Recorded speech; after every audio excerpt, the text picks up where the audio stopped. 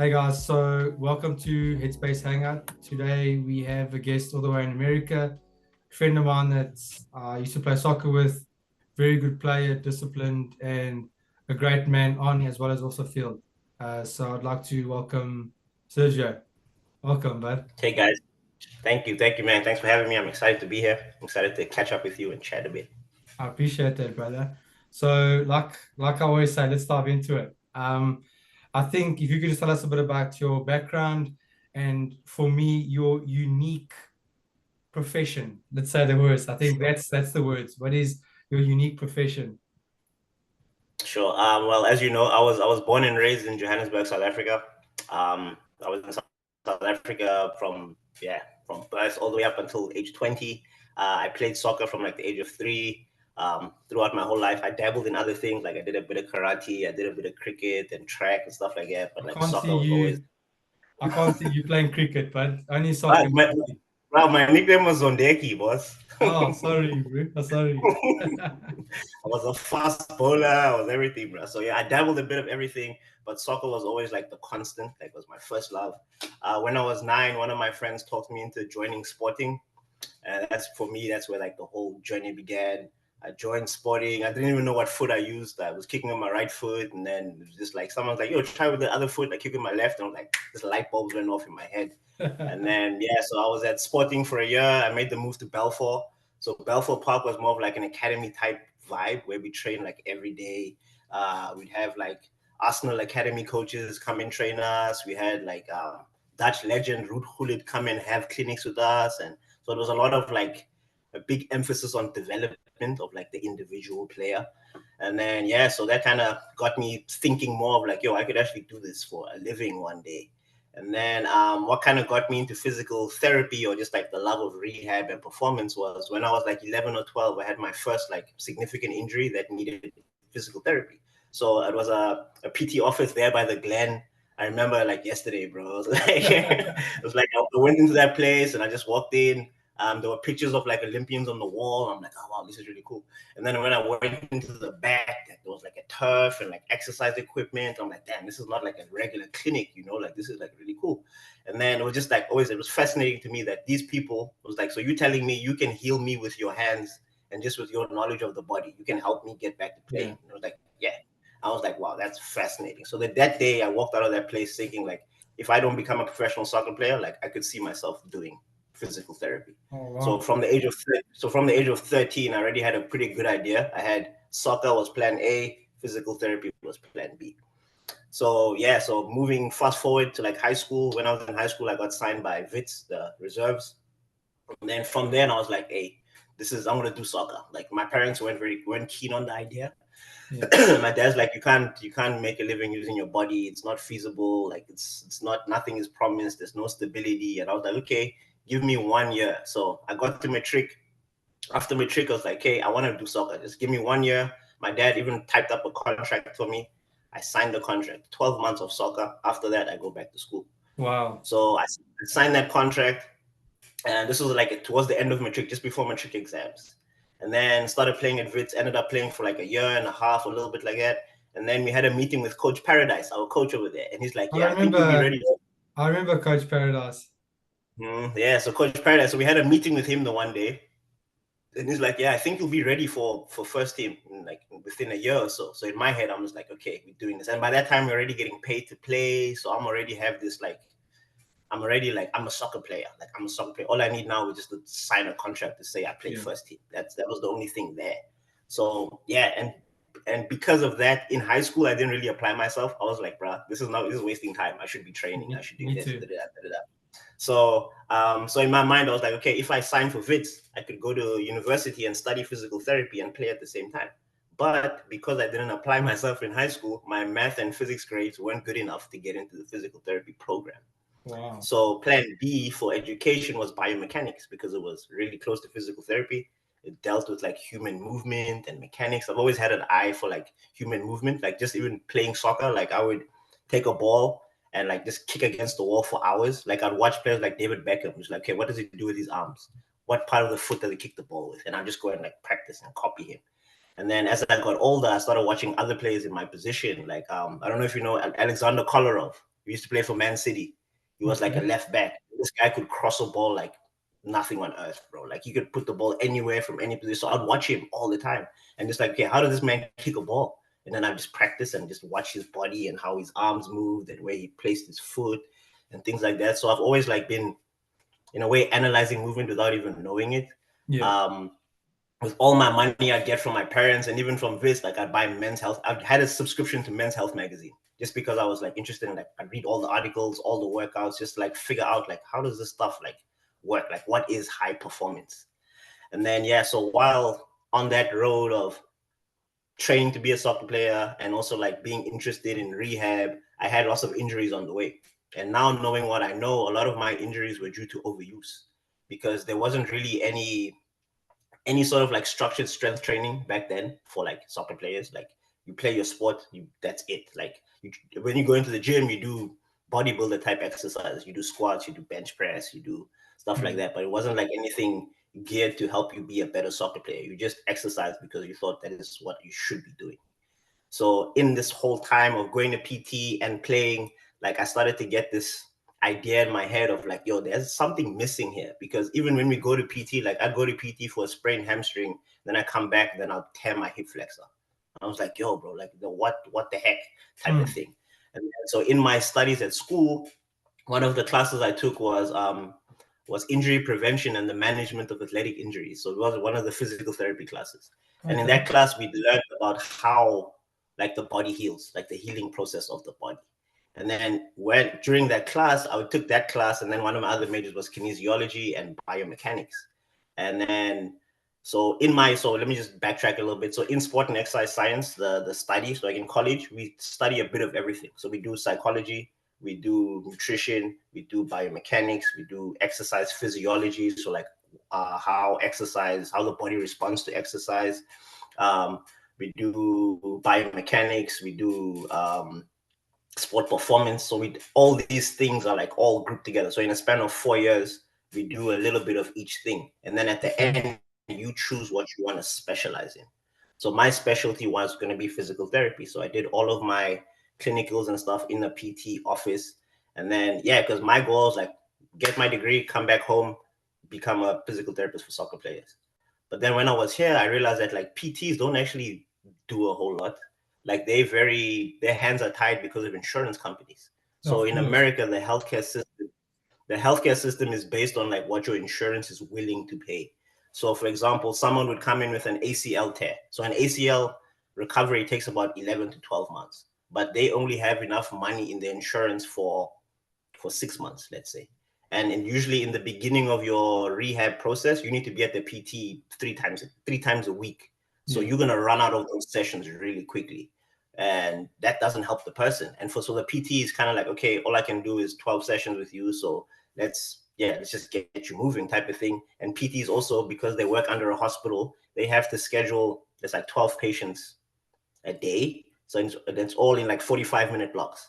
So like 45 minutes is not enough to like get to know someone and to figure out like what they need and things like that. So all of the rehab in PT is based on protocol. You come in with an ACL, there's a piece of paper we can pull out, ACL rehab protocol. Do these 12 things. Do those 12 things. Like it doesn't take the whole body into consideration. That's why I'm a big fan of kinesiology, what I do now, is because you get to look at address the whole person, the whole individual. Yes, you have back pain, but what do you do for a living? How's your quality of sleep?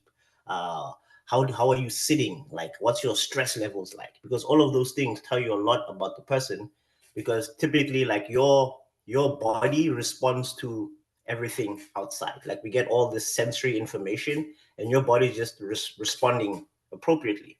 So there's this lady, she studies she's also a biomechanist, and one of the things for like the epidemic of back pain. So everyone experiences back pain in their life. There's this crazy stat. It says that 85% of people will experience back pain at some point in their lives. And I was like, that's crazy. I was like, why is that? And it's like, so a couple of things, like the shoes we wear, because your feet are like sensors. Like every time your foot hits the ground, like that contact sends information up the brain and upstream to your brain, telling it, okay, turn this muscle on, dim this one, whatever. All the muscles in your lower back respond to that contact into the ground. So now, because we wear shoes, I call shoes foot coffins, because like your foot's kind of stuck in there and it receives Yeah. no information. So your brain is seeing the ground and it's picking up this like, oh, this, I'm stepping on a hard floor, I'm stepping on a thing, but your body isn't feeling it. So because of that, the next thing to happen, the muscles just tighten up as a protective mechanism, because like I'm seeing these things, but I'm not feeling it. So let's just lock up the back, lock up the hips just in case. So it's like, damn, that's crazy to think, because like, and even now when I train people, I try to teach them like, this is how the brain sees the body.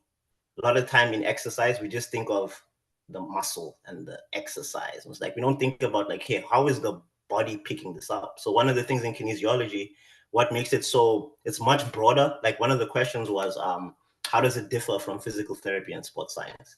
So yeah, I guess we'll just start there. So like first, a definition of what kinesiology is. So kinesiology is basically the study of human movement. It encompasses, like I said, physiology, biomechanics, the psychology of the things behind movement. So the whole aim of kinesiology is to understand how the bones and the joints work together to produce movement and how we can make that movement more efficient.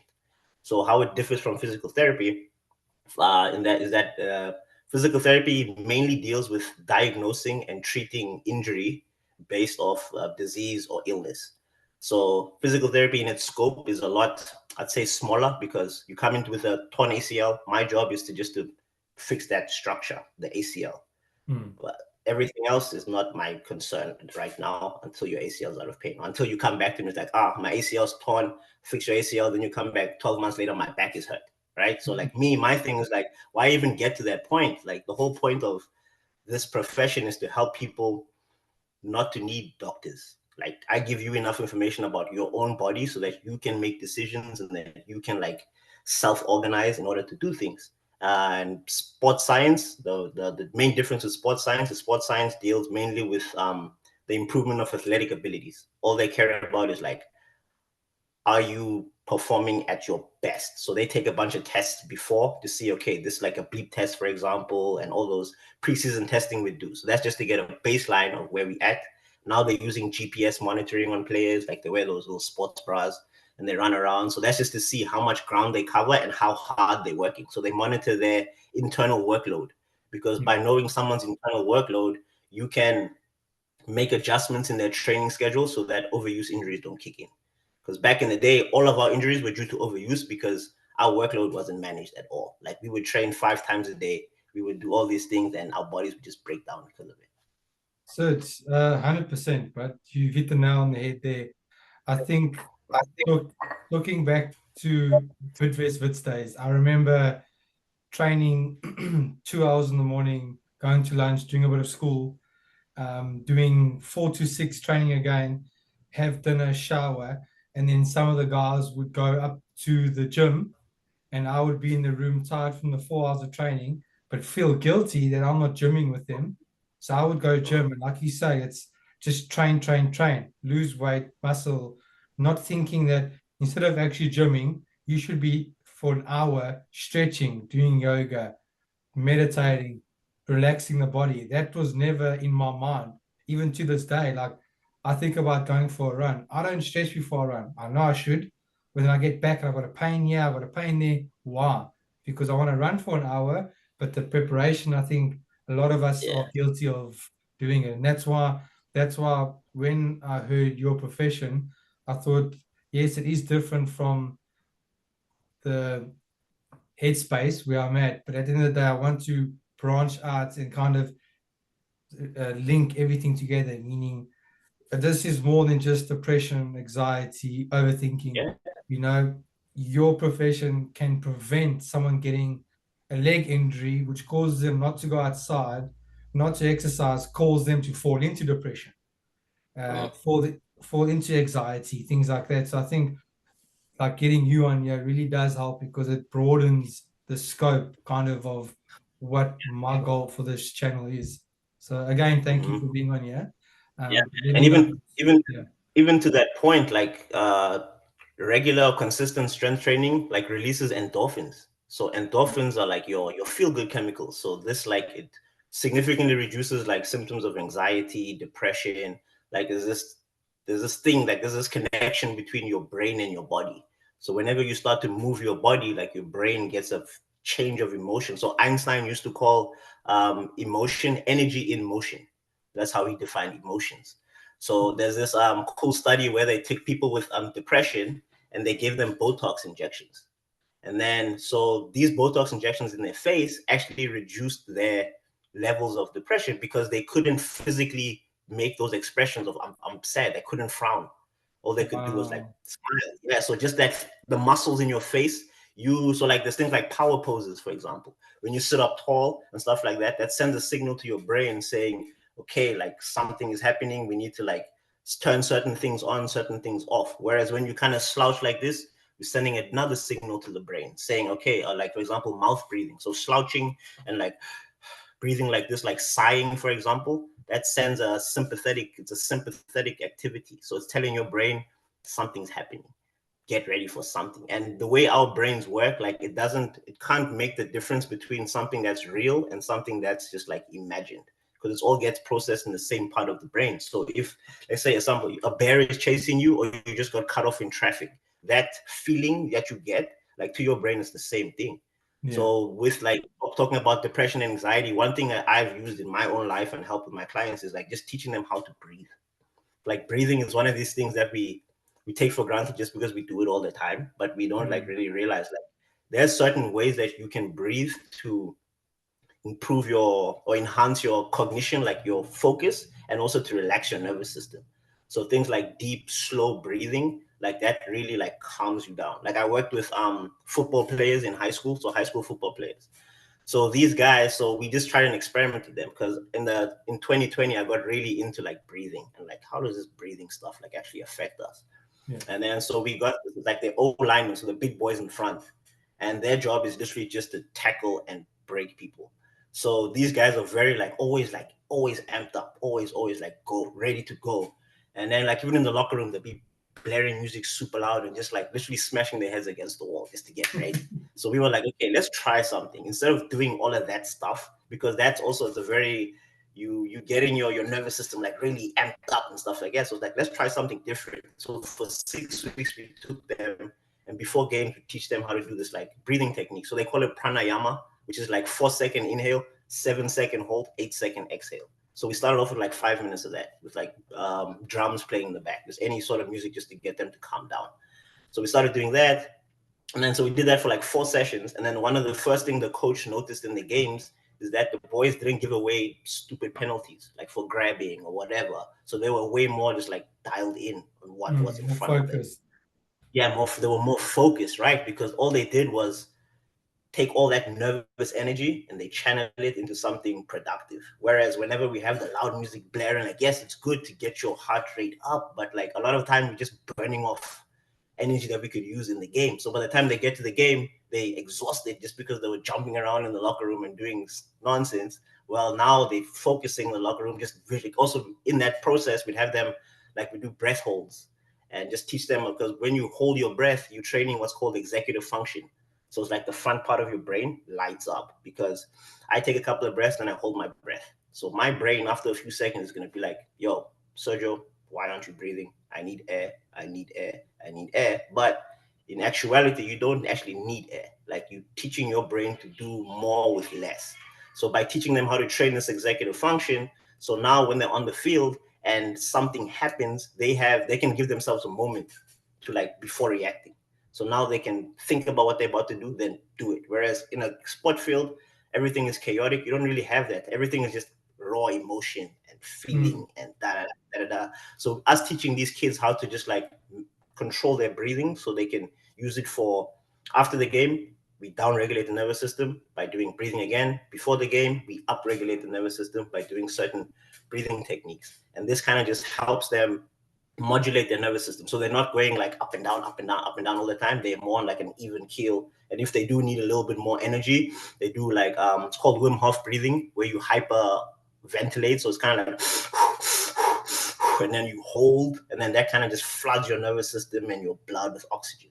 And that gets you like in this like aware state. So like before like a Zoom call like this, like I would do like 3 minutes of just like big breathing just to get my senses going and my brain like super focused on what I'm about to do.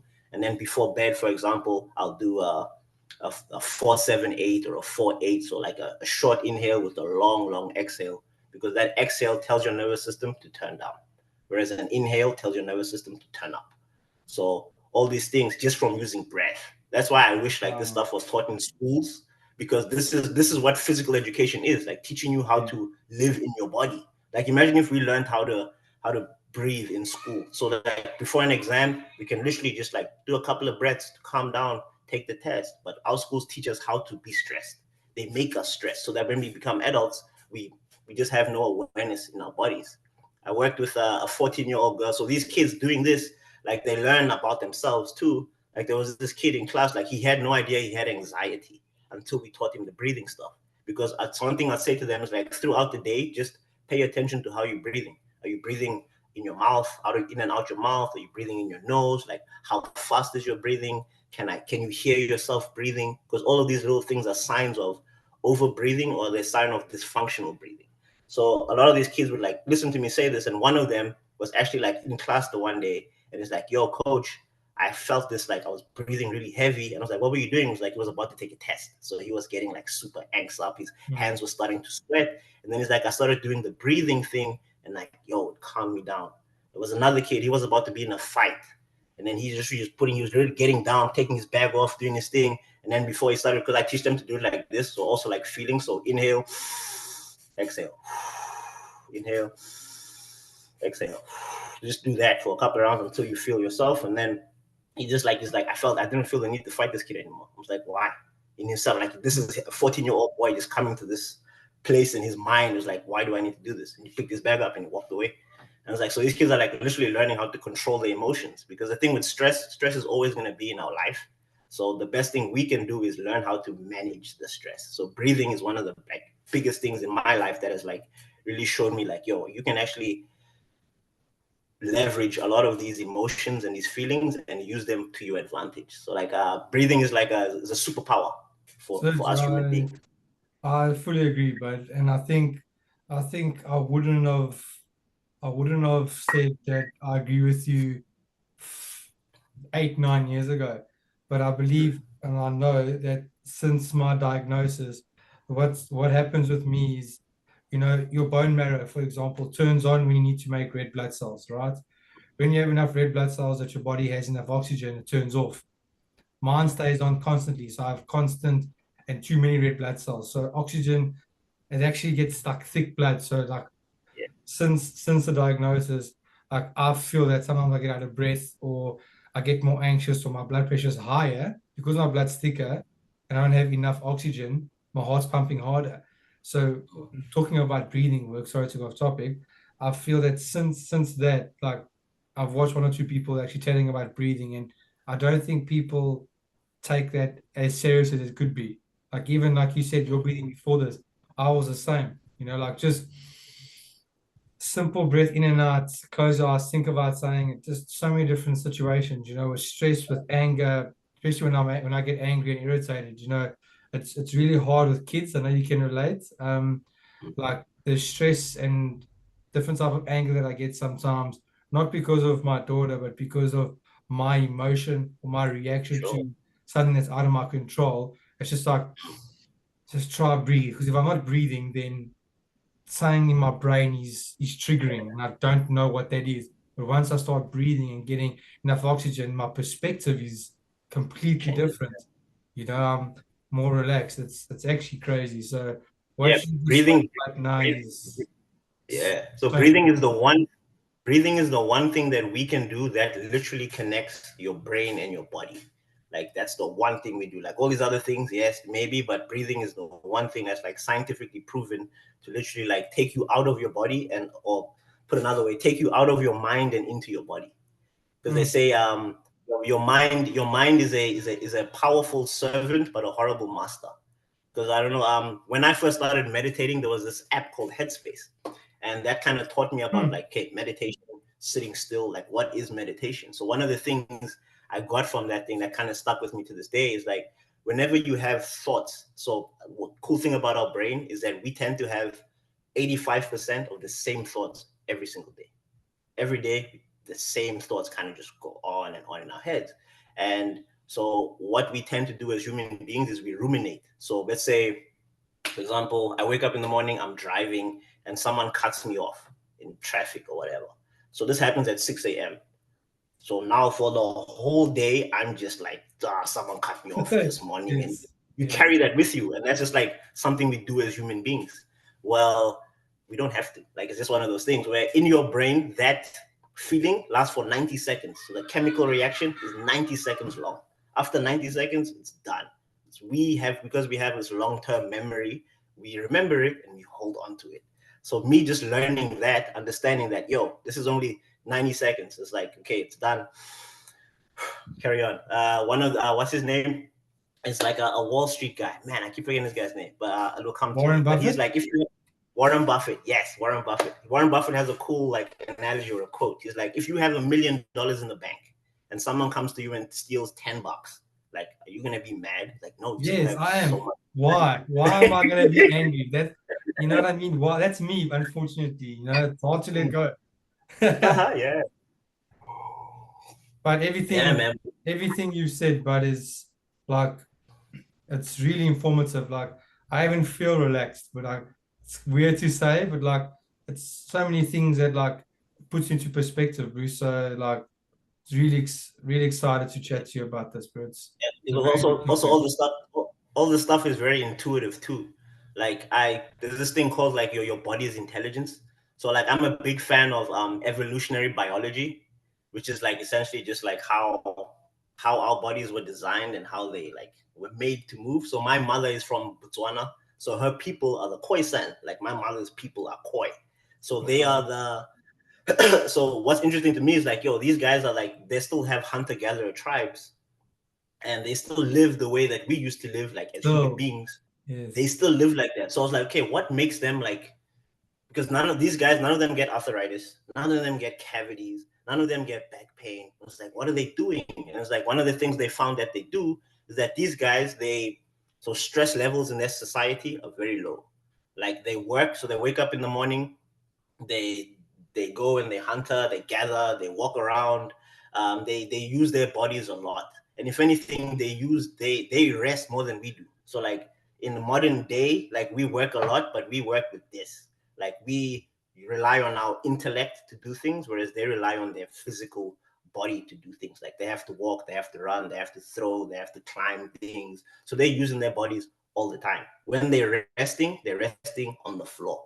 So what kind of sets them apart? So their bodies don't degenerate. So for example, when you get into a deep squat, like they call it an Asian squat, like when you go ass to grass and you sit really low. So when you do something like that, it decompresses your joints.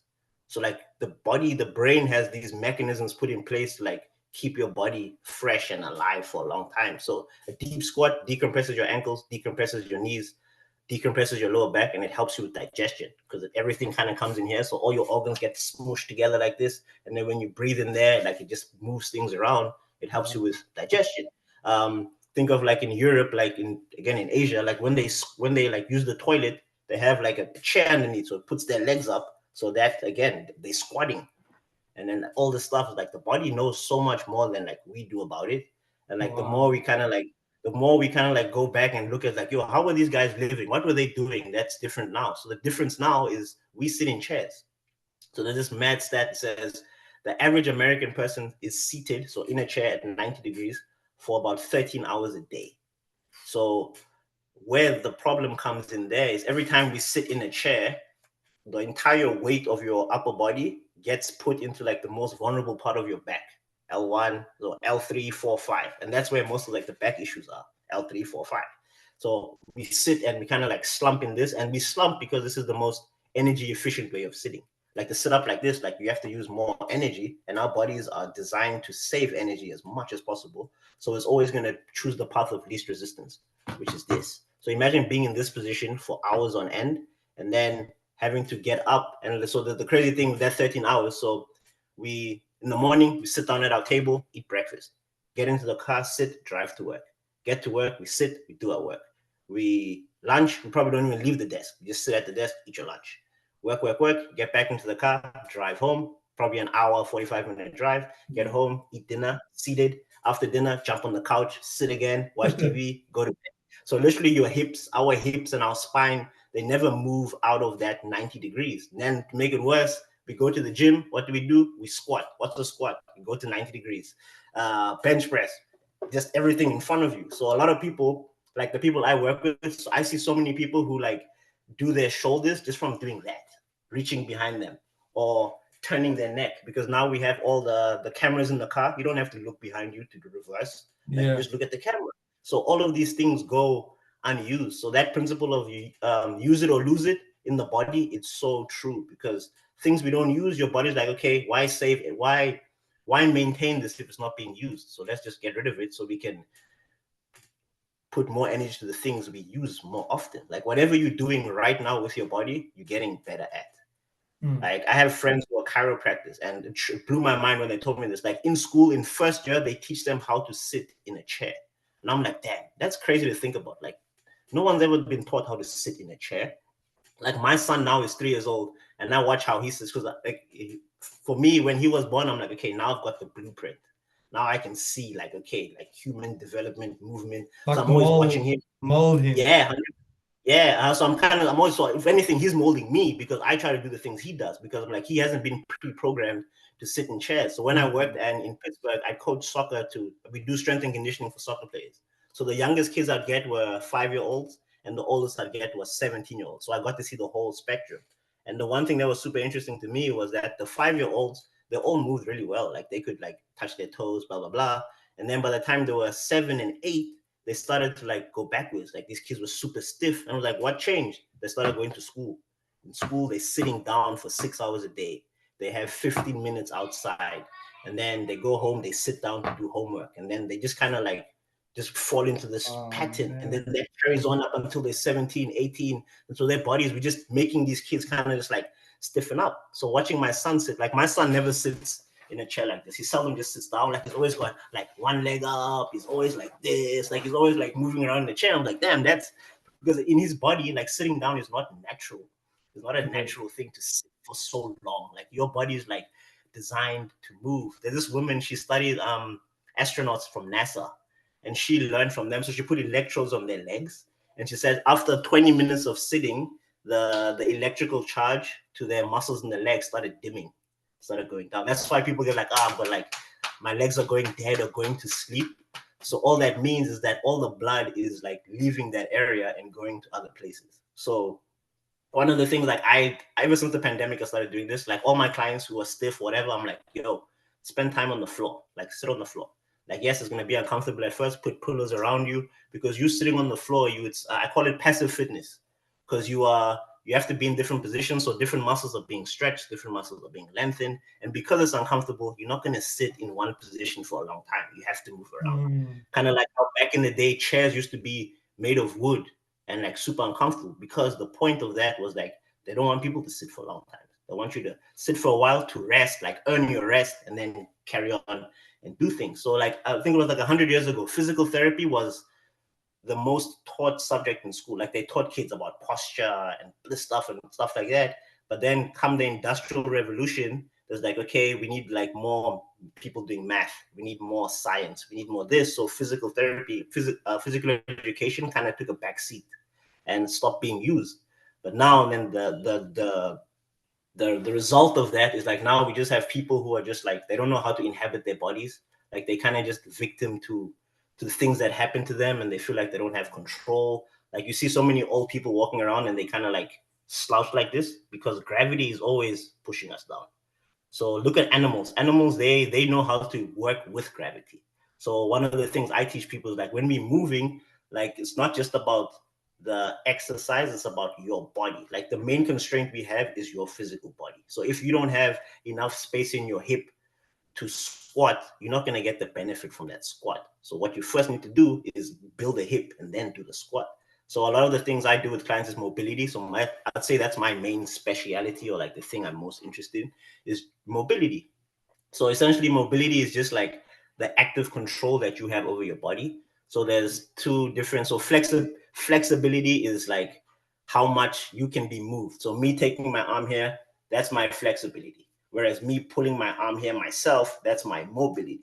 So the caveat between those two is, for example, when we're playing soccer, ankle sprains are the most common injury. So because of this sprain, when your ankle goes to the side, we have a lot of flexibility in that ankle, but we don't have a lot of mobility in that ankle. So, so for example, when you get injured, so I like to use the analogy of slipping on ice, because ice is common up north in America. So whenever you're walking and you slip on ice, your shoulder is going to go where it needs to go, not where you can go.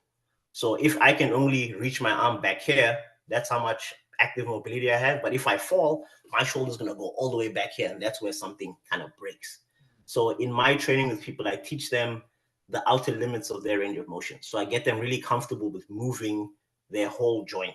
And that kind of has like many benefits, because things like arthritis only happens in the parts of the joint that don't get used or loaded.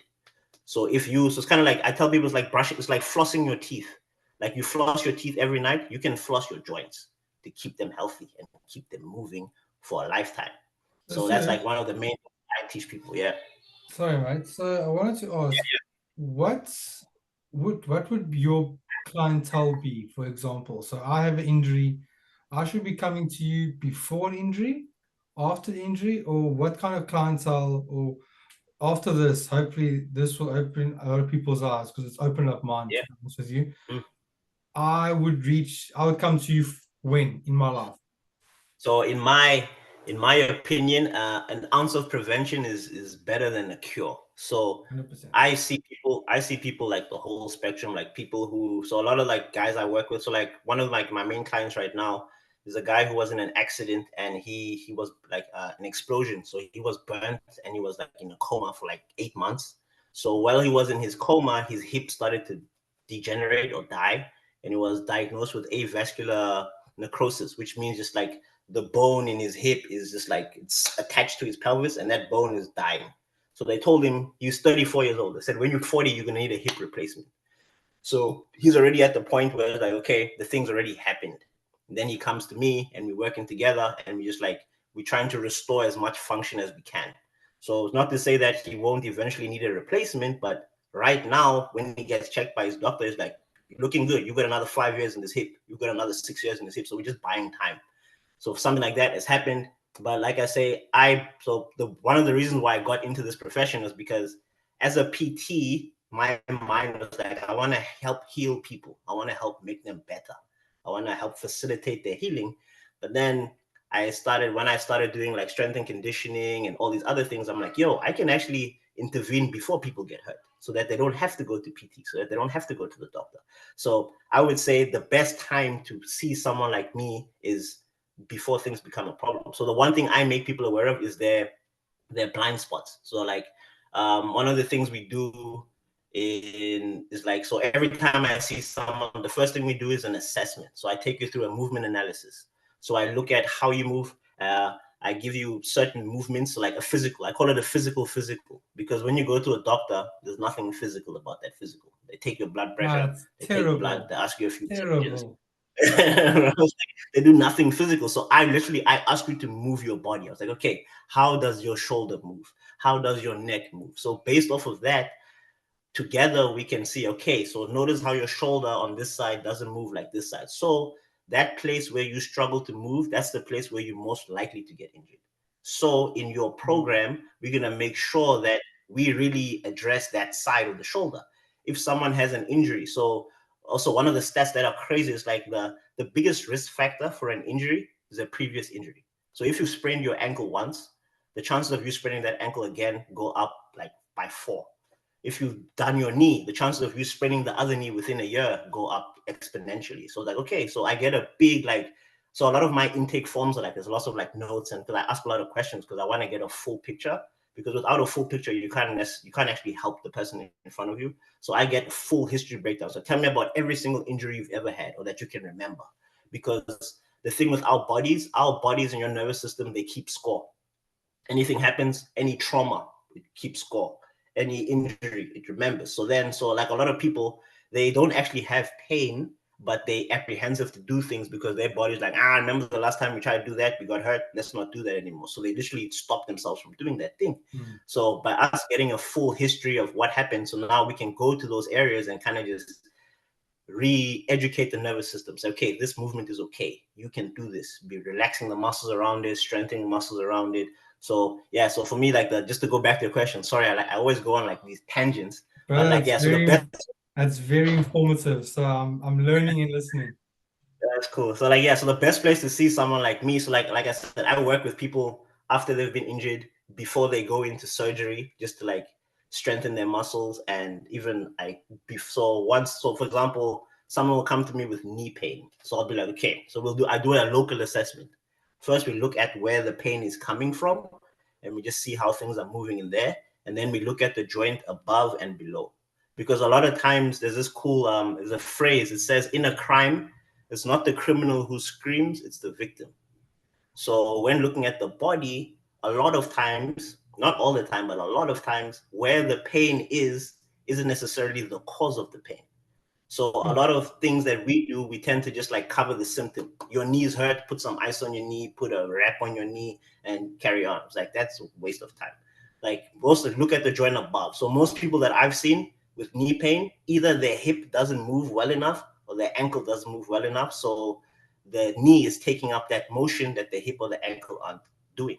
Because in your body, so I do education at our gym. Like I teach trainers how to train people, or just how to assess people. Because even in school, like if you're most trainers, they come into the field because they themselves enjoy exercising. They grew up watching Arnold Schwarzenegger and like me watching Dragon Ball Z, and like, yo, these guys are jacked. I want to be jacked. And a lot of people think, oh, if you jack, you must be a good trainer. And it was like, that's not always the case. Like most trainers don't understand how the body actually works. They just know about exercise.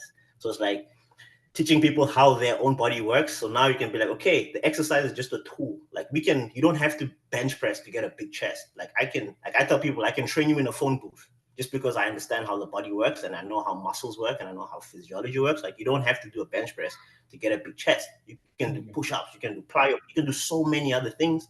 Like the exercise are just like ways we can get there. So it's not. And I always tell people, like, all exercises are not created equal. Some people, they can't back squat because they just don't have the hip capacity to go down like that. So put their squat in the front of them or do this other things. Like there's so much more to exercise than what we see or what people are doing in the gym. Like you go on Instagram, on YouTube, and you see all these exercises like, yo, like, yes, that's one way of doing it. But like give context. If you understand how your body works, you can pick better exercise that actually benefit you. Yeah, I don't even remember what. Oh, brother, don't worry at all. You answered it 103% correct, bro, and more. So Okay. thank you for that. I think going to. I just want to clarify because someone might be watching and they don't know the term. PT, personal trainer. Sure.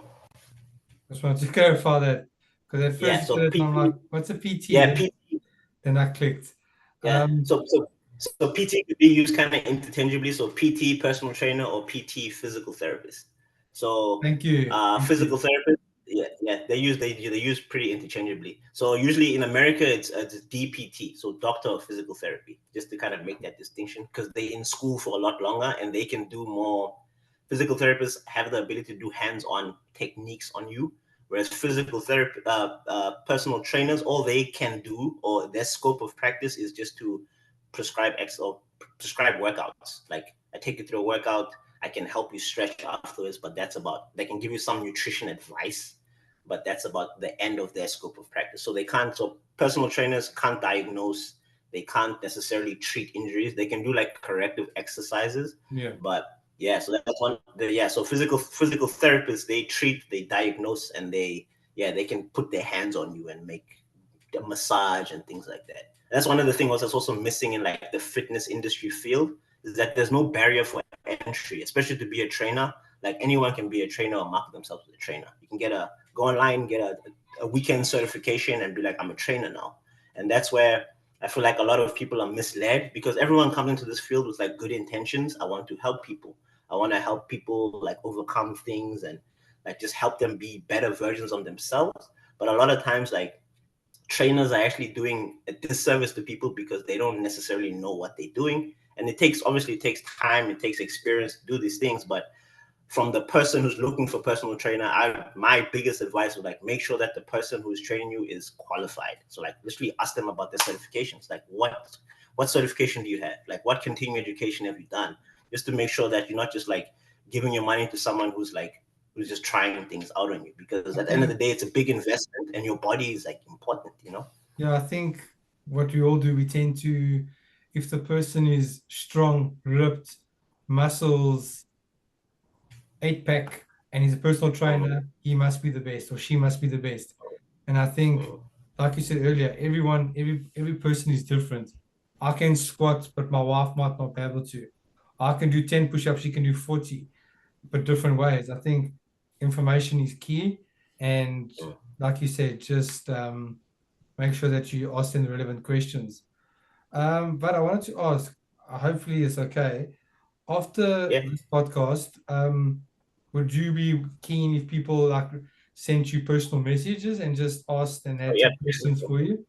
Yeah. 100%. Because I've learned quite a bit by just Yeah. listening to you, and your wisdom and knowledge that's come out of what you've just said is been an eye opener. I feel terrible for sitting. I actually just want to walk around, not even joking. Like I'm thinking about my legs and my posture. And That's good though. That's that awareness though. Yeah, that's like one of the biggest things. Like I always tell people, like my job is to bring awareness to the things that are overlooked. Like we never think about our feet. We never think about our back until it starts hurting. We never think about how we're breathing until we're stressed out. So like we always wait for very like we reactive instead of being yeah, like proactive. Like we always wait for something to be a problem and then we act. For me, it's like, yo, if you have some general knowledge about your body, like one of my main like goals in life is that like the three things, like everyone should know how to run basic maintenance on their bodies. Same way we take our car to the mechanic to run what our bodies is like, this is all we have. Like I always tell people, like you don't have a body, you are in one. So Sheldon is the collection of cells that is there is you. And yeah, every 7 years, like your body, you have a whole new skeleton every 7 years, a whole new skin. So your body is always changing for the better or for the worse, depending on what you do or what you choose to do. So like having more information or more good information allows you to make like just better choices on like, okay, instead of sitting for 3 hours, I'm going to take a break and maybe just like put my leg up or like stand and do something, just like be moving. Because the thing is like there's no such thing as a bad posture. The only bad posture is the one that you're stuck in.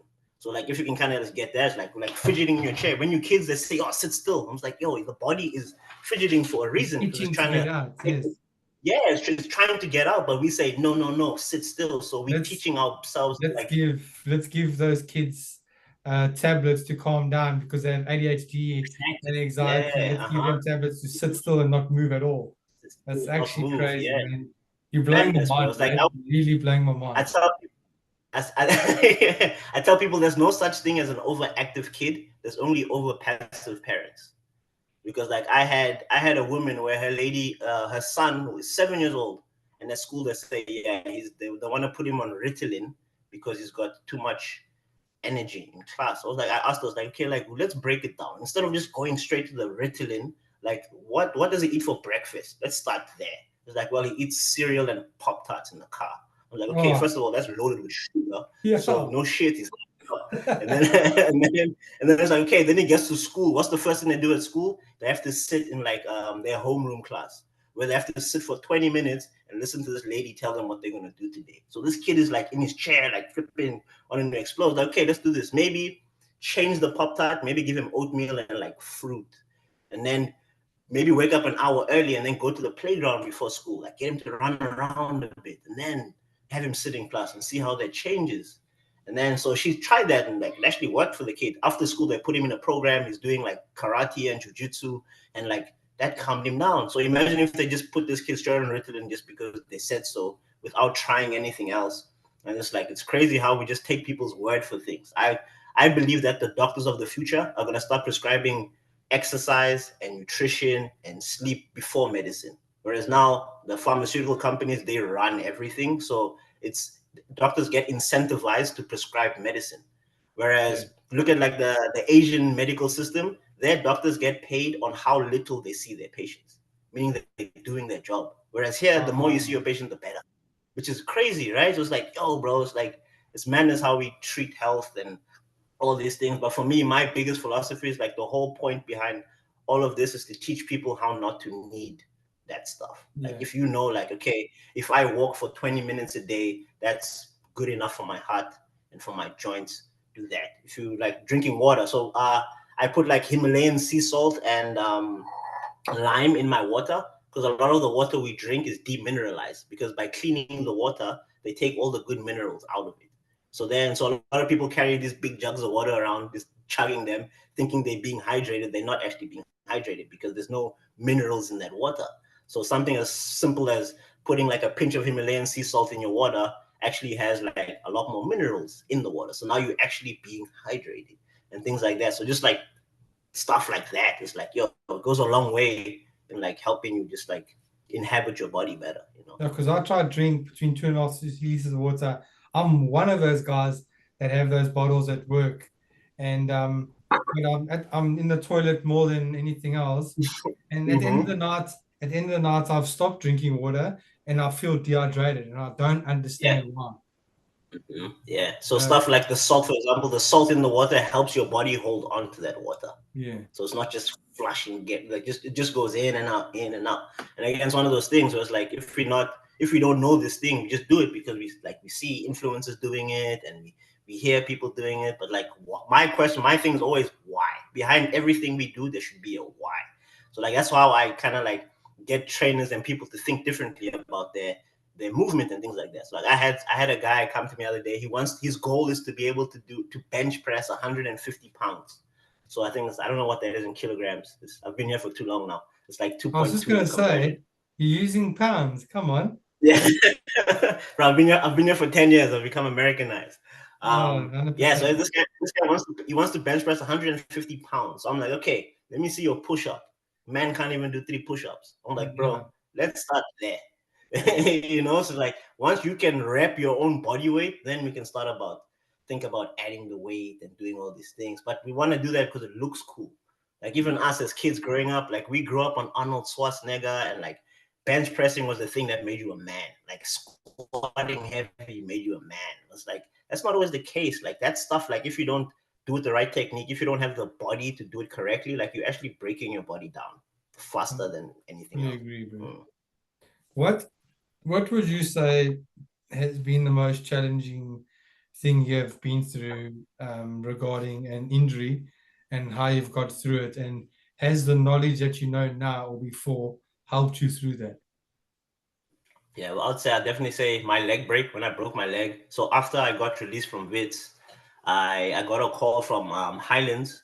They were trying to put a team together to make an Umbrella run. What's Umbrella? Like second division or third division, something I like think it that. was either So second or third, yeah. yeah, somewhere there. So they were trying to get a team together to make a run for Umbrella. So then I got a call from them. I was like, okay, so I started training with them, and like 3 months in, so literally a month before the beginning of the season, I got my leg snapped in a crossing and finishing drill. And then, yeah, bro, like that literally like flipped my world upside down. Because first of all, I was dealing with the disappointment of getting released from Bits. And like now trying out in a new team. And I was like the youngest person there. And I was like training really hard. And then to have my leg broken, I was like, bro, like it's like it was literally flipped my world upside down. And I honestly feel like for a lot of like athletes and players, like there's a kind of depression that sets in when you like get injured and you can't play for a long time. And it's like, I don't know, people don't talk about it much, but I feel like there's something in you just kind of like dies every time you get injured because you can't do the thing you enjoy. So Mm. it's like, what now? And in my mind, my whole identity was my name is Sergio. I'm a soccer player. It's like now I've had my leg broken. I needed 2 surgeries.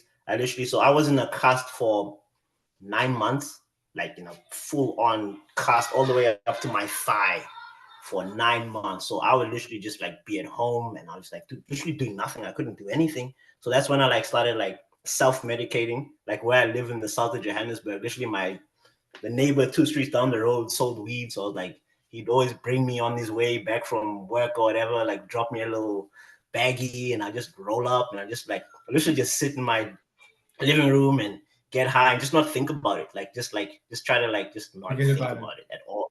Yeah, just not dwell on it at all. So this was like a good like 9 month period where this was like my routine every day. Literally just wake up in the morning, crutch to the living room, roll up a joint, sit there, watch Dexter or whatever the heck was on TV back then. And yeah, bro. So that was kind of like I was just like in this hole. It was just there was no like I couldn't see the light at the end of the tunnel.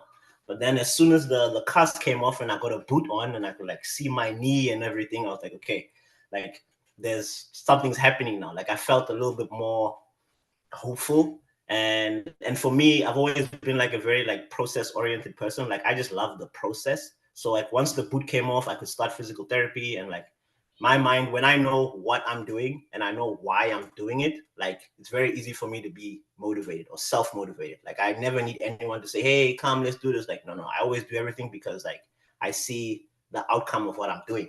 So me knowing what I had to do and why I had to do it, like that helped me a lot. It kind of got me out of that hole. And then in that time, because I was at PT for 18 months, every day PT, so literally Monday to Friday for 18 months. So I got to learn a lot about physical therapy, about my own body. Like I'd ask her questions and stuff like that. So that kind of like ignited my passion for rehab and the body and how things work. Because I spent almost every day after school go to PT, like clockwork. So literally, so yeah, so I learned a lot in that process, which is funny now because back then it was the worst thing to ever happen to me. But now looking back on it, it was probably the best thing to ever happen to me because it taught me what I wanted to do, like for a profession and how I could help people, and just gave me an appreciation for like the body. I was like, yo, shit happens, but like it doesn't have to be a death sentence. Like we can always recover from things. The body has an amazing capacity to heal itself if we give it the right stuff. And from that kind of just like opened me up. And when what I studied at school, like I'd read all these books about people doing research on things. This book I read in the summer, it was called Faster, Better, Stronger. And this book was written by a journalist who went and he studied like performance enhancement things. And I learned about this concept called the aggregation of marginal gains. So all that concept means is if you get 1% better in one thing, by the end of the year, that's a 36% improvement. So I literally took that to heart. I was like, okay, if I can work on my gait, if I can improve my gait every day, just like walk, because after a leg break, like the natural tendency is to limp. And then if you keep limping, your nervous system is just going to click save on that limp and you're going to keep limping. So I would force myself to like walk properly. Even though it was painful at times, I would say, this is what I need to do. And then eventually my pattern started improving. I was like, okay, cool. And then I was like, what else can I do? So my thing, I'm always asking, what else can I do? What else can I do? PT says do 3 sets of 10. I'm doing 3 sets of 40. Just because like I want to get better. And yeah, that was me. That's always like the process. So me, the being process oriented helps me kind of get through all the noise and the anxiety. Like I write things down. I keep notes on everything. Like I always like write things down. I was like, so because in my mind, whatever gets written down gets done. So like if I'm going to do an exercise today, I'm going to write down exactly what I'm doing, where I'm doing it, what time I'm doing it. So then I tick it off. Also having checklists, like for your brain, that's like it's easy dopamine hit. Like whenever you cross something off, you get a flush of dopamine. I've read that. I've read that. Yeah, you get a sense of achievement. Yeah, because the anticipation of crossing that thing off is what leads you to actually like go ahead and do it. Yeah, so definitely something. I've got a question. I don't mean to put you on the spot, and you might not have the answer. But what do you think, based on you said those 9 months that you went through a dark time? How, if you could go back to your old self in those times, how would you help that person? I think that for me, that's like a very good question. Like, how do we help those people?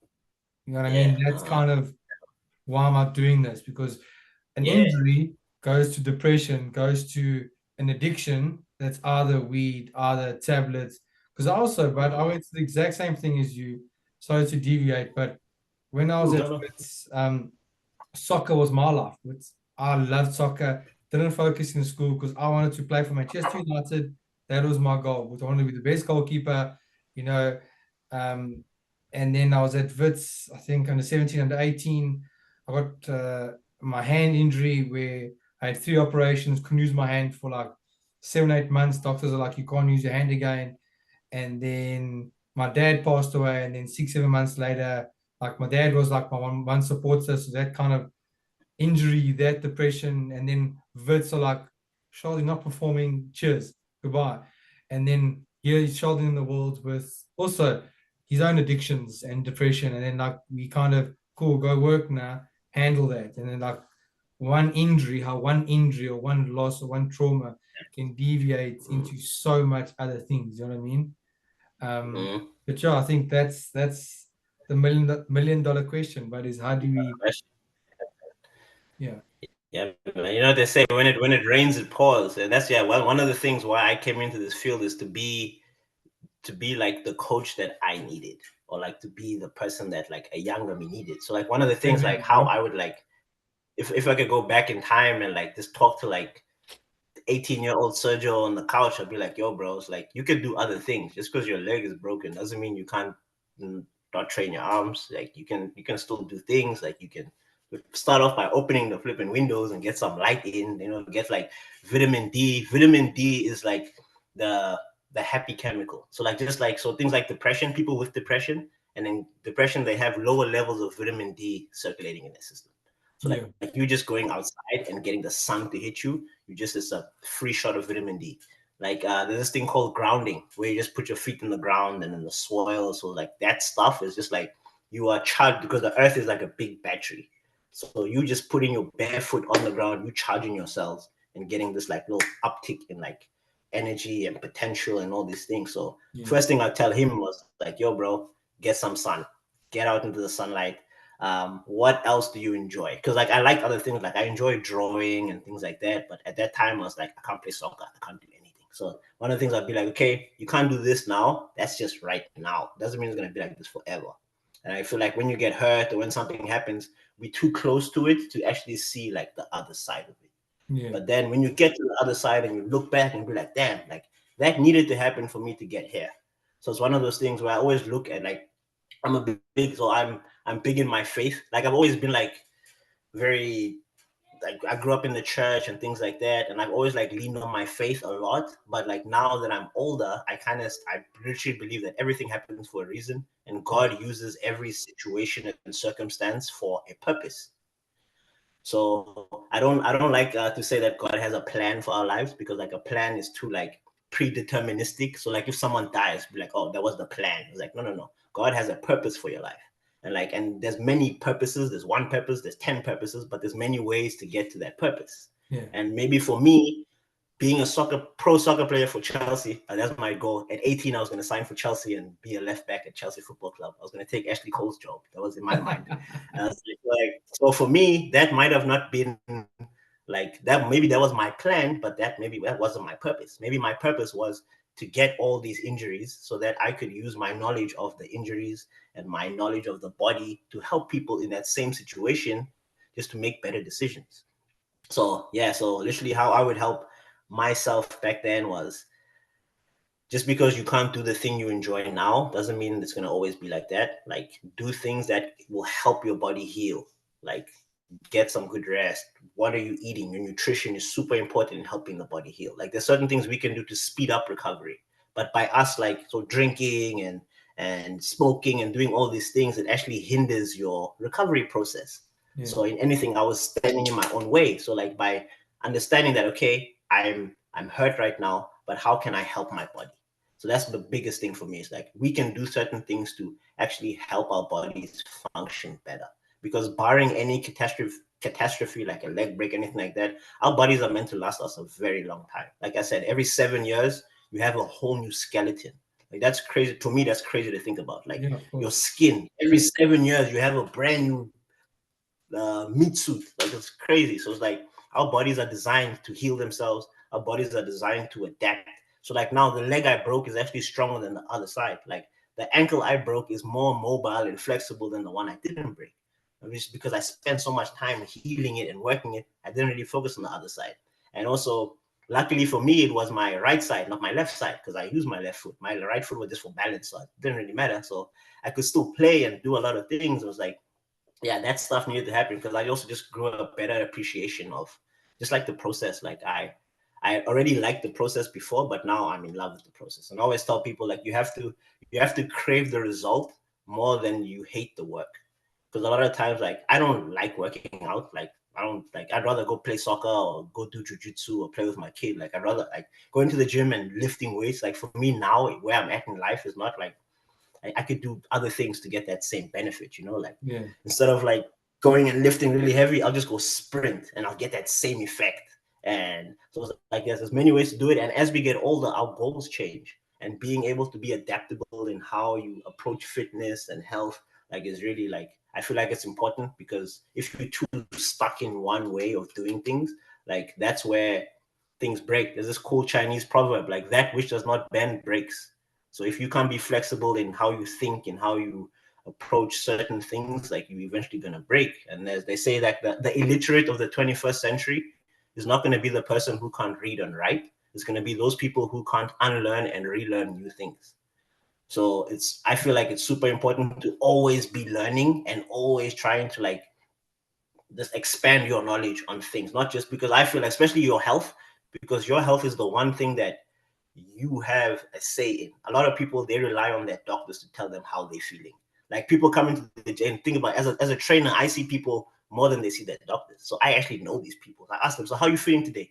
I don't know. So how come you don't know how you're feeling? Like just take a second to think about, okay, how are you feeling? Like they don't know, but someone sees a doctor, oh yeah, my doctor said this, my blah blah blah. It's like you. So this guy is dictating how you feel. It's like no, you should take more control of your health. I was like, okay, first of all, like I never set goals. Like I like goal setting, but I always try to help the person set their own goals. So like I never make suggestions. I always like say, okay, like what do you think about this? Like I want you to be an active person. I'm just there to kind of guide and facilitate and give information. I always tell my clients, my job in your life is to make myself unnecessary. I want Correct. to give you enough knowledge, enough information about you so that you can do this. I don't want to be your trainer forever. Like I want to teach you so that you can teach your kid, and they can teach their kids. That way everyone can have a better experience in their bodies. So like, yeah, man. So going back to like my old self, I'll tell myself, bro, get into the sun as much as you can. Find other things you enjoy, like other hobbies. Because if you only have like if all your eggs are in one basket, like you're just asking for life is gonna happen. You can't like ever since I had a kid, like I've always been big on. I'm not like a very big helicopter parent. Like he tries stuff, like I let him try things. Like if he fails, like I'll be there to catch him. It's like they say, you can't prepare the road for your child, prepare your child for the road. So like with all of us, like there's gonna be I like obstacles that. we I like all that. come through life. So it's like if you are prepared for anything, so like if you understand, okay, there's always going to be stress in life, but I have the ability to use my breath to calm myself down, to focus. Check. There's one thing. There's stress handled. Um, I might get hurt, but if I know how to mobilize my joints, so another thing with the mobility stuff, I teach them how to troubleshoot injuries. So like, okay, if your ankle is hurting, look at what your big toe is doing. Is your big toe moving okay? Like, okay, big toe is moving okay. Look at what the knee is doing. So just from stuff like that, they'll be able to like, oh, my knee's not moving too well. They say, okay, then if the knee's not moving, try foam roll your calf. See if that loosens things up a bit. So just like stuff like that, like just giving like a checklist in your mind of okay, if this is hurting, try this, try that, try that. So like because end of the day, you are the only your body is the most intimate thing that you will ever have. And like a lot of people don't understand their bodies enough and just like the little quirks they have and like it's like okay, just knowing these little things about yourself helps you so immensely just to make better decisions with your body. And you don't necessarily need anyone to tell you like, hey, you need this, you need that. It's like, no, my body knows what it needs. No, And you just kind of 100%. need to nudge it in the right direction and it will eventually like it won't lead you wrong because your body is trying to keep you alive. So if you just kind of just like I try to help people. I always tell people learn to listen to your body's whispers before they become screams. So a lot of us, our body whispers at us, but we kind of just like later. I'll deal with it later. Take ibuprofen, kind of just numb the signal. And it's like no, bro. Like your body's trying to tell you something. You have a headache after a long day at work. Like, well, did you drink water today?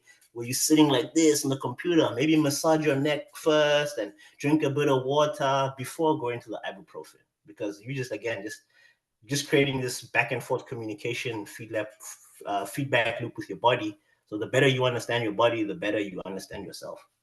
That's 100%, how I brother. kind of. You hit the nail on the head there. I think that answer was perfect. Sugar, bro. Sugar is so bad. I'll eat it. I ate it Dangerous. earlier, bro, but I know how Uh, bad it is. It's I'm the worse same. than so many I've things. got a ice I've got an ice cream and cookie addiction. I told myself when I'm 35, I'm gonna cut back. Cough. So I've got 4 more years to smash my ice cream and my cookies. But yeah, the thing is with Yeah, sugar, like before, like back in the day, like the hunter gatherers, like we're talking about, like they didn't have an excess of sugar. So sugar is just like it's flipping cocaine for your brain, essentially. Like literally, yeah. whenever you it's literally like it hits the same area in the brain. That's why like they target kids from a young age. Our cereal loaded with sugar. So like we get used, our tongue gets used to this like very satiating. It tastes better. It's sweet and more.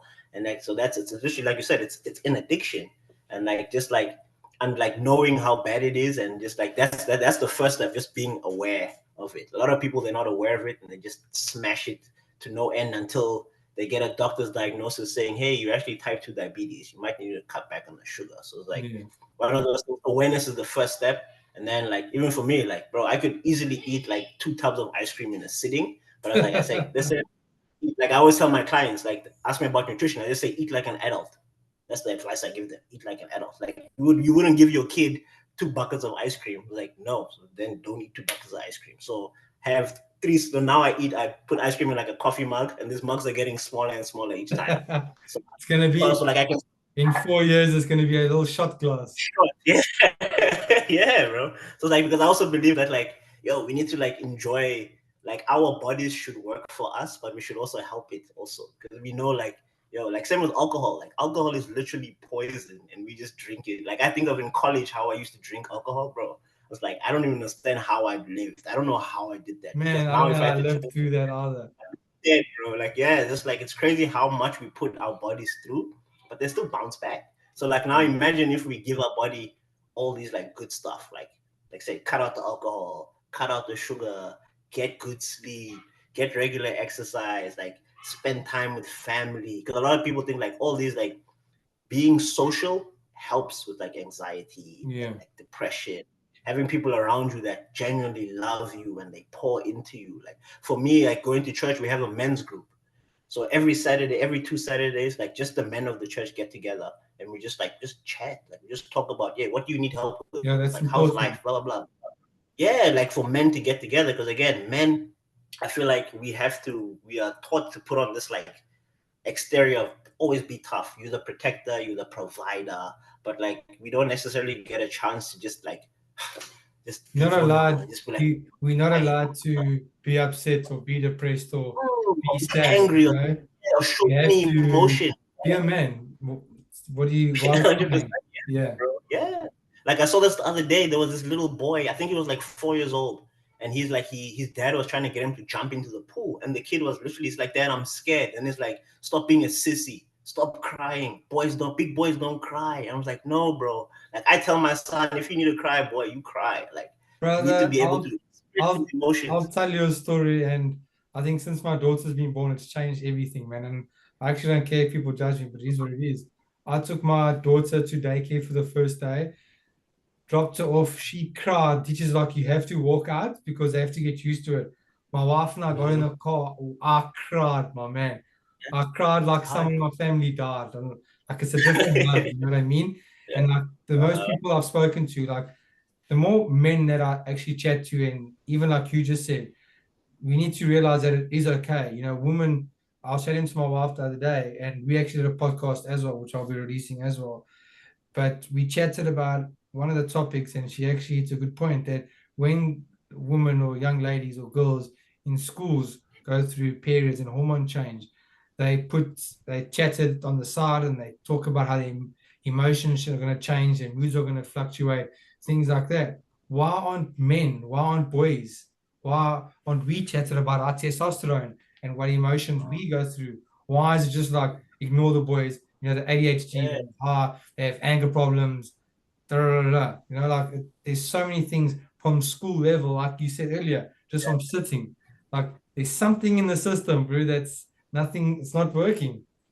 That's the thing, though. That I feel like the system isn't designed for us to flourish. Like they want people to be uneducated, uninformed, and unhealthy, because those people are easier to govern. So if I tell you, okay, if you don't have information or good information, I could easily tell you something and you'll just believe it because I'm an authority figure. So like another thing, so like especially like in the fitness industry where I feel like there's a big gap, especially in schools, they say by the time a kid turns 14 years old, 70% of them drop out of all sports because it's not fun anymore. So the kids who are athletic, they're the only ones who get like taken care of. Like, oh, you good at soccer, or you run really fast. Come over here. So like they kind of get like nurtured because they're athletic. Whereas the kids who are unathletic, who don't like sport, who are just like smart or like math or art or whatever, they just like sit to the side, whatever. So these kids don't learn anything about physicality. So they just kind of grow up thinking, no, exercise is hard. I don't like it. So they develop this like preconceived notion of like exercise. I'm just not a person who exercises. And It's like, yo, social that's the media. first. And social media, it's like, yo, everybody needs exercise. Like one of the questions, like, what are the biggest myths about like strength training? Is like so many people, especially women and ladies, they think like if I strength train, I'm going to become too bulky. I was like, no, like it's not going to happen. You need to be strength training a lot and eating a lot to get that weight. Like it's not going to happen. You don't have enough hormones in your body to make you bulky. Like a lot of these big bodybuilder women, they take testosterone, they take all these things to get them to look like that. Yeah. And it's like strength training is only for young people. It's like, no, strength training is actually more important the older you get, because that helps you like fight off sarcopenia, which is like as you get older, from the age of like 50 onwards, your body starts to naturally lose muscle and your bones become more fragile. So like strength training actually, it adds more quality years to your life. Like now we live in an age where medicine is so advanced, people can live longer, but they dying sicker. If that makes any sense. Like people, the last 20 years of their life is spent in like frailty. Like they've got diabetes, they've got dementia, they've got all these things. I was like, that's a miserable way to like. I'd rather die at 60 and be healthy and living and being able to climb upstairs. And I always tell my goal in life is to age gracefully. Then died at 85, but you the past 15 years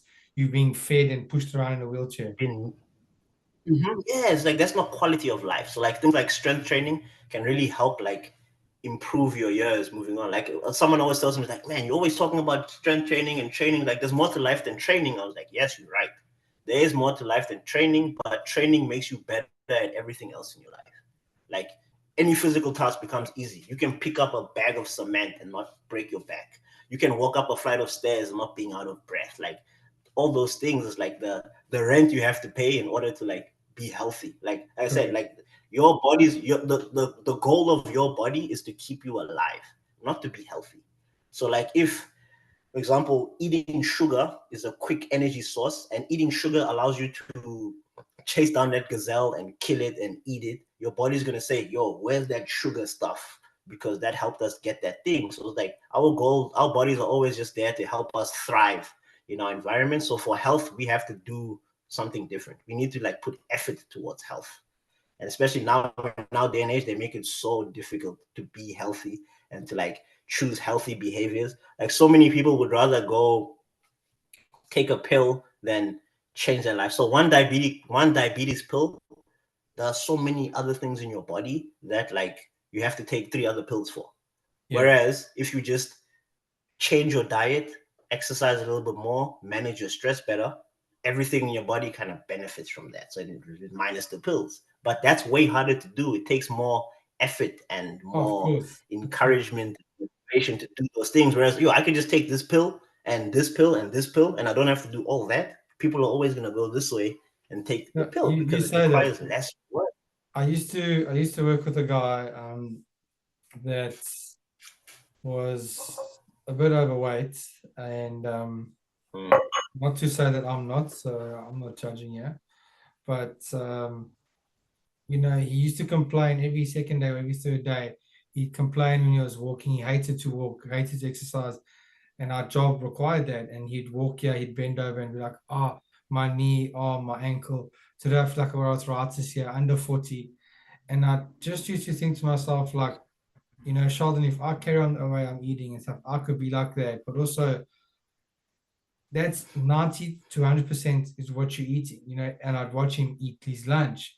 And it was takeaways, it was chips, it was chocolate, it was muffins, it was straight up pizza. And I'm like, that right there is why it's what's causing your arthritis, your pain in your body, your inflammation, willingness and your depression, it just affects so many other things. But I can speak from experience. I battle with a sugar craving. Like I've felt it. When I cut out for 3 weeks, bro, but I'm less hungry. I sleep better. I'm more energized. My breathing at night, my oxygen levels don't drop. Once I have sugar, I'm more hungry. I'm more thirsty. I want to like I said, eat more. I'm sleeping shitter. I have indigestion, but I know it, but I still bloody do it. You know what I mean? It's a tough one. That's the thing. We creatures of habit. They say first you create habits and then they create you. So it's like that's where like that executive function, that forebrain part, because the front of your brain is the last part to develop. So that's where we kind of have. So like between a thought and an action, there's a little gap there. So like there's a little moment, a small moment. So there's things like breathing. It helps us create that wedge in between. Okay, I have a thought, and then so that breathing work allows you to create a little bit of a space before you act. So one of the techniques I use with people for like we do a lot of like nutrition, like guidance and things like that. Especially in America, in the States, a lot of people eat not because they're hungry, but because they're bored. So one of the questions I asked someone, so like I'm a big believer in like again like the hunter gatherer lifestyle. Like we should, just because we can't live in nature anymore doesn't mean we can't live naturally still. So like I always tell people, the time for you to eat, you have a feeding window. So when the sun is up, eat. But as soon as the sun goes down, no more food goes in your mouth, The fasting, because that's how, yeah, like the intermittent fasting kind of thing. So it's like, okay, so your last meal of the day will be at like 5 or 6 o'clock, and then you will not eat again until the sun is up in the sky. And then so that again, it helps your body just regulate blood sugar and stuff like that. And then a lot of time people find when they do this thing, and I tell them, write down what you eat and when you eat it, because doing that, like now you start to notice how certain foods make you feel. And then from there, again, it's just bringing awareness to it. So I make them keep a food log. It's like, okay, during the week for 2 days, write down what you eat. On the weekend, one day, write down what you eat. And then every week we assess this and we look and we're like, okay, so maybe here, let's take this out and add a protein. Maybe here, take this out and add this. And again, a lot of times one thing I found is like a lot of people eat food because of like the sensation it gives them. So like chips, for example, people like the mouthfeel, like the crunching. It's like, okay, how can we replace it? Maybe let's do some nuts. Try that out. Crunching, yeah, good, cool. Keep the nuts, take the chips out. For me, I haven't figured out my thing yet. For ice cream, I think it's maybe just like the cold sensation in my mouth. But like, yeah, so I just tell people, after a certain time in the day, don't eat, because every time we eat food, your body is receiving a signal of like, okay, I'm getting energy to do something. But if nothing happens, what happens? It just becomes stored and becomes fat, like the subcutaneous fat that we can kind of pinch and hold. That's just like, I call it mismanaged calories, because we're putting something in our body, but then we're doing nothing with that thing. So your body is just going to say, okay, we'll use it later, store fat. And a lot of times people just like, they're just kind of, they're fighting against themselves. So one of the things about like, I always tell people like, let's say 7 o'clock at night hits and you're like, I'm so hungry. I was like, okay, like, are you hungry or are you bored? So first thing, go drink a glass of water and sit with that feeling, that hunger. Sit with it, just notice it. What does it feel like? Like, what's triggering it? Blah, blah, blah. And then in 20 minutes, if 20 minutes passes and you're still hungry, okay, now you can allow yourself to like have something. But most of the time, they sit with that. After 20 minutes, it's like, I'm not actually hungry. I was just like bored. So they get up and they do something, they fidget around, the hunger goes away, because they just get bored, and our bodies are like, okay, and that's what we're so used to eating. So certain times there's always food available. So it's like your brain is like, that dopamine. Your body lives on dopamine. So like if 100%. the more dopamine you give it, it's just gonna keep asking for more. And over time, you'll need more and more more and more hits to be satisfied. So like for me, for example, like there's this thing called dopamine fasting. So like we do that from time to time, where I'll just take a week off from coffee. Because for me, like, bro, I can't wake up in the morning without a cup of coffee. So like there'll be times where like, okay, this week, no coffee. The first 2 days I'll have like a massive headache and I'll be like, I'm dying. But then day 3 is like, okay, not so bad. Day 4, I'm like, I'm good to go. And Yeah. just stuff like that, like everything in moderation. Like, yes, we can enjoy certain things, but you have to be able to stop doing that thing so that that thing is not controlling you and you are more in like the driver's seat and Yeah, you are saying, okay, I'm doing it because I enjoy this. that's what I battle with. My wife's really good at it, so we could buy a slab of chocolate, for example, and I don't know how she does this. She could break a little block off, put it away, put it in a cupboard, and have it in 2, 3, 4 days' time. I am the opposite. If we want to have a chocolate, let's eat the whole thing.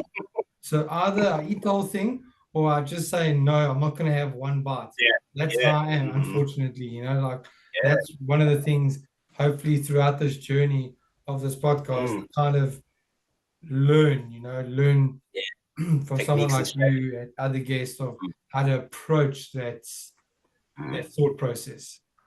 Yeah, man. Yeah, man. Yeah, it's But all a learning journey, and yeah, bro. and we learn every day, but so um last thing, Sid, because I think you've I'm trying to think of the right word here.